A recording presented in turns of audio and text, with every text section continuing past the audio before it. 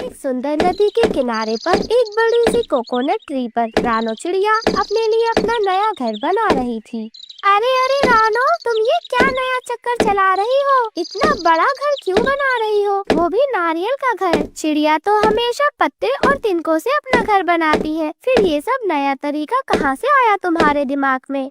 मिट्ठू भैया, आपको याद है जब पिछली बार तूफान आया था तो क्या हुआ था? उस वक्त कितनी तेज आंधी चल रही थी। उस तेज बारिश के पानी ने कितने छोटे छोटे घोंसलों को बहा दिया था। इसलिए मैंने सोचा है कि क्यों ना इस बार मैं ऐसा घर बनाऊं जो ज्यादा से ज्यादा मजबूत हो, जो आंधी तूफान बारिश सब कुछ झेल सके। रानो चिड़िया की चोंच से ये बात सुनकर मिट्ठू तोता उदास हो जाता है। उसे वो दिन याद आ जाता है जब आंधी और बारिश के चलते कितने सारे घोंसले टूट गए थे, जब जंगल के सभी पक्षी ठंड से कांप रहे थे, वह बारिश में भीग रहे थे, उन्हें कोई भी सुरक्षित जगह नहीं मिल रही थी। हाँ रानो, मुझे अच्छे से याद है, वो बहुत बुरा वक्त था, बहुत बुरा। तुम्हारा भी तो घोंसला गिर गया था ना रानो? फिर रानो चिड़िया आसमान की ओर देखते हुए कहती है, हाँ मिट्ठू भैया, वो रात मुझे आज भी याद है। मैंने अपनी आंखों के सामने सब कुछ खो दिया। बारिश की इन तेज बूंदों ने मेरी माँ को गिरा दिया और मैं कुछ भी ना कर सकी। वो मेरी छोटी सी दुनिया थी जो एक पल में उजड़ गई। रानो की आवाज भारी हो गई थी। मिट्ठू तोता देखता है कि रानो चिड़िया की छोटी सी आंखों में आंसू चमक रहे थे। वो पहली बार हमेशा हंसने वाली दोस्त को इतना उदास देख रहा था। रानो, तुम सच में दिल की बहुत बड़ी हो। मैं भी तुम्हारी इसमें मदद करूँगा।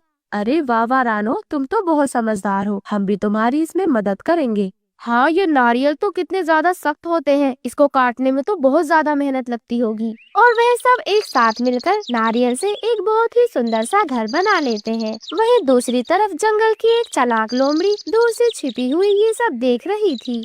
आहा, ये जगह तो कमाल की लग रही है। बारिश से बचने के लिए एकदम सही। ठंडी हवा भी यहाँ तक आ नहीं पाएगी और सबसे बड़ी बात, यहाँ मुझे भरपेट दावत मिलने वाली है।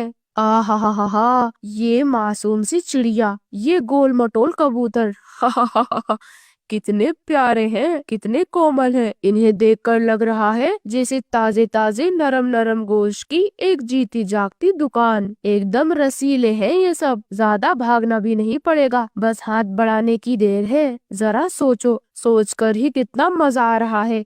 वह दुष्ट लोमड़ी न जाने अपने दिमाग में क्या क्या सोच रही थी। एक एक पंख नोच नोच कर खाऊंगी, पक्षी कर्राएंगे, फड़फड़ाएंगे, वो छोटी सी बेचारी चिड़िया की चीखें, और फिर वो लाल लाल गरम गरम नरम नरम मांस। वाह स्वादिष्ट, मजा ही आ जाएगा।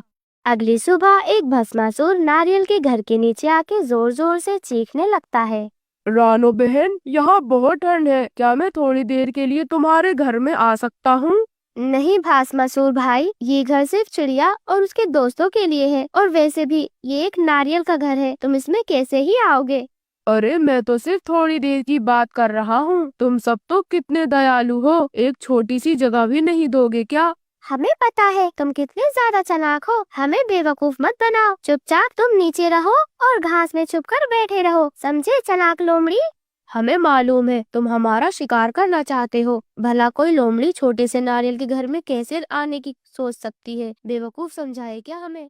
वह भस्मासुर समझ गया कि सीधे सीधे काम नहीं बनेगा। ऐसे ही कई दिन बीत गए। जंगल में सब कुछ शांति से चल रहा था। रानो चिड़िया और उसके दोस्त नारियल के घर में खुश थे, लेकिन भस्मासुर लोमड़ी अभी भी रानो चिड़िया और उसके दोस्तों के खून का भूखा था। एक दिन रात के अंधेरे में वह भस्मासुर चुपके से फिर से नारियल के पेड़ के नीचे पहुंच जाता है। मैं इतनी आसानी से हार नहीं मान सकता, नहीं, कभी नहीं। अगर ताकत से नहीं जीत पाया तो अब चालाकी से ही जीतूंगा, धोखे से, छल से, और फिर मैं इन नन्हे मासूम परिंदों को अपना भोजन बना लूंगा। हाँ, उनकी नन्ही नन्ही टांगे, उनकी नरम नरम पंख, जब मैं उन्हें अपने नुकीले पंजों में दबाऊंगा, उनकी टहनी जैसी पतली पतली हड्डियां चटकेंगी, और फिर उनका नरम रसीला मांस, आहा, मजा आ जाएगा। और फिर उसने पेड़ के चारों ओर घूमकर देखा और एक नया प्लान बनाया। फिर वह पास की झाड़ियों में जाकर छुप जाता है और उसने अपने पास में ही कुछ भोजन पक्षियों को फंसाने के लिए डाल दिया। अरे रानो, घर में भोजन खत्म हो गया है, मैं भोजन लेने जा रहा हूँ। ठीक है कबूतर भैया, परंतु ध्यान से, बहुत ध्यान से जाना। वो बासमासुर, वो शरारती खोकार लोमड़ी कहीं हमारी ताक में कहीं छुप कर ना बैठी हो। मुझे तो बहुत ज्यादा डर लग रहा है, बहुत ज्यादा डर। उसकी वो लाल लाल जलती हुई आंखें, उसकी पैनी खून से दांतों पे सनी हंसी, उसकी धीमी धीमी भयानक फुसफुसाहट, जैसे वो हमारे हर कदम को देख रही हो, जैसे वो बस हमें शिकार बनाने ही वाली हो। तुम्हें याद है ना, पिछले हफ्ते चंपा चिड़िया भी ऐसी ही उड़ी थी और फिर वह कभी लौट कर नहीं आई। वो कहती थी बस थोड़ी देर के लिए जा रही हूँ, जल्दी लौट आऊंगी। लेकिन हम सब ने सुना था उस रात उसकी आखिरी थी और फिर एक भयानक सन्नाटा। बुलबुल बहन, मैं नहीं चाहती कि फिर से वही हो। मैं नहीं चाहती कि हम में से कोई भी गायब हो। हमारी टहनियाँ पहले ही सूनी हो गई है। मत जाओ, अगर जाना ही है तो बेहद संभाल कर जाना, बहुत ज्यादा संभाल कर। बंटी कबूतर डरते हुए भोजन की तलाश में निकल जाता है। वो भी रानो की बातें सुनकर बहुत ज्यादा डर गया था। उड़ते उड़ते उसे भोजन दिखाई देता है। मुझे भोजन के लिए ज्यादा दूर नहीं जाना पड़ा। चलो सही है, मैं यहीं से कुछ गेहूं की बालियां लेकर वापस चला जाता हूँ। और जैसे ही बंटी कबूतर उड़ने वाला था, तभी तेज पैने नाखूनों से वह उसे दबोच लेती है। भस्मासुर, मुझे छोड़ दो, जाने दो मुझे। हा हा हा हा, जाने दूं, छोड़ दूं? हा हा हा हा, नहीं नहीं, अब कोई दया नहीं, कोई रहम नहीं। वह भस्मासुर उस बंटी कबूतर को अपने बड़े बड़े नाखूनों से उसे खा जाता है। ऐसे ही शाम हो जाती है। शाम तक जब बंटी कबूतर वापस घर नहीं लौटता तो रानो चिड़िया बहुत परेशान हो जाती है। मुझे तो डर लग रहा है, कहीं बंटी भैया उस भस्मासुर का शिकार तो नहीं बन गए होंगे। एक दिन जब जंगल के सभी पक्षी सो रहे थे, तभी नारियल के घर के नीचे से वह दुष्ट लोमड़ी एक बड़ा सा गड्ढा खोद लेती है और फिर वह नारियल के पेड़ को हिलाना शुरू कर देती है।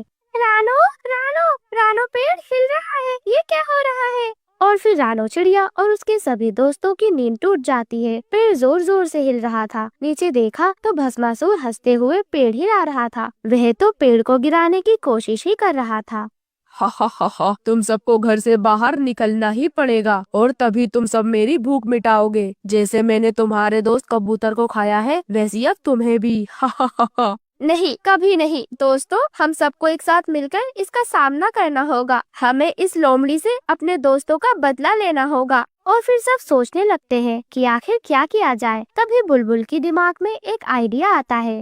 रानो, हम एक काम करते हैं, हम इस पेड़ से बड़े बड़े नारियलों को गिरा सकते हैं। और फिर सबने एक एक कर मेहनत करी। सबने जोर लगाया और बड़े बड़े नारियल उस भस्मासुर के सर पर गिरा दिए।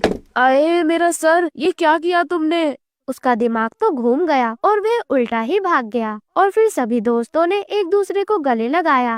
रानो, तुमने तो कमाल कर दिया। ये सिर्फ मेरी नहीं, ये हम सब की जीत है। एकता में ही असली शक्ति है। अगर हम सब साथ मिलकर मुश्किल का सामना करते हैं तो कोई भी हमारा नुकसान नहीं पहुंचा सकता। दोस्तों, इस कहानी से हमें ये सीख मिलती है कि बुराई चालाक तो हो सकती है, लेकिन एकता और समझदारी के साथ हम किसी भी समस्या का समाधान निकाल सकते हैं।